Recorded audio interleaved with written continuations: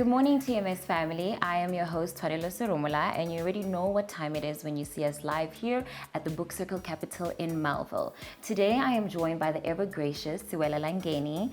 Hi, Sewela. Thank you so much for joining us today. Hi, Tshwanelo. Okay, so I'm excited about today because you will be telling us about your top picks for the month. Yes. So please do walk us through what you have for us today. I have a complete selection today, a mixture of fiction, non-fiction. So I'm excited. First on the list is A Country of Two Agricultures by Wandile Sihlobo. Wandile is an economist, he's a columnist, and he's a lecturer, and he focuses on agriculture. He writes columns for the Business Day. So in this book, he's giving us solutions about agriculture. Agriculture is a big sector for South Africa, and you know where our food comes from, where our economy is powered. Yes. So he's giving solutions. This is the second book from him. He's done a book called Finding Common Ground. So I'm excited about this, and I'm sure our viewers and readers will be excited about this one. Next, we have The Girl Who Survived Her Mother by Moshitadi Lehlomela. It's a beautiful cover. It's a beautiful cover. Yeah. Yes. So this book talks about mother wounds. I mean, as we know, fatherlessness is more something that's spoken about a lot in South Africa, but Moshitadi shines a light on mother wounds, you know, where you grow up under a mother who's gone through a lot of trauma. So she's a mother wounds coach, and she talks about, you know, what are some of the things that readers can do to heal. So definitely a must, especially when we're talking about, you know, issues of mental health and the importance of healing. I agree, because you know it's so powerful, because we usually used to mothers being our peace and our comfort. Yeah. So when it's the complete opposite, you know, I can just imagine the trauma. But yeah, so what do we have next? Next is Domestic Terror. This month I've got a lot of like realness. Yes. So Intimate Partner Violence in South Africa by Dr Nechama Brodie. She's written a whole lot of books around this line. So she's done a book called Femicide in South Africa. She's done farm killings.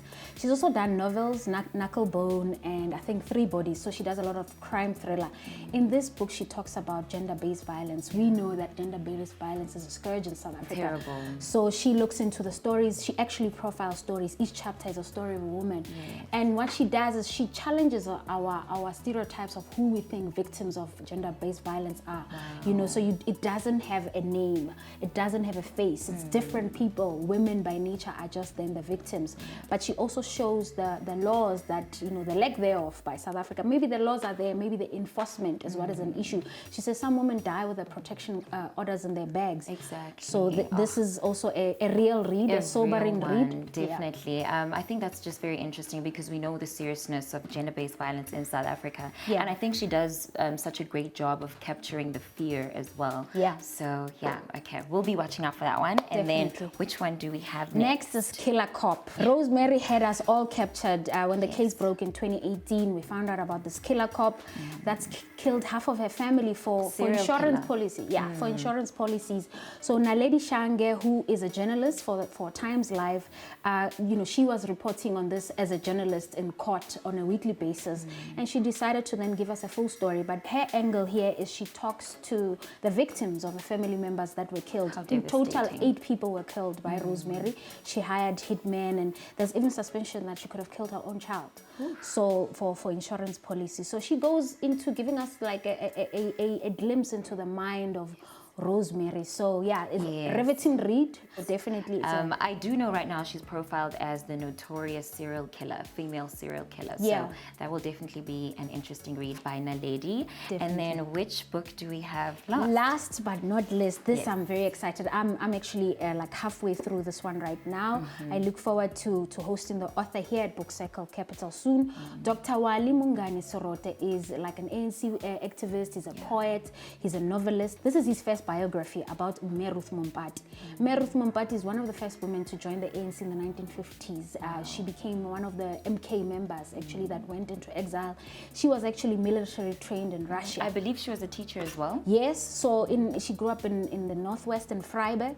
So this is a story about her life. I mean, she's a legend. When we talked about this book online, people went crazy because they're excited to find it.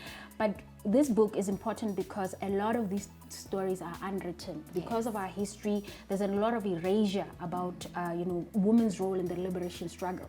So this book is shining the light on Mme Ruth Mompati and what she did, a pioneer for women, especially that we now see in the ANC. So this one is an exciting one as well. So this is our stack for the month. Amazing, amazing. And each of them have something special to offer and a special message. So if any of these books intrigued you, TMS family, I highly encourage you to come here at the Book Circle Capital and grab yourself a copy.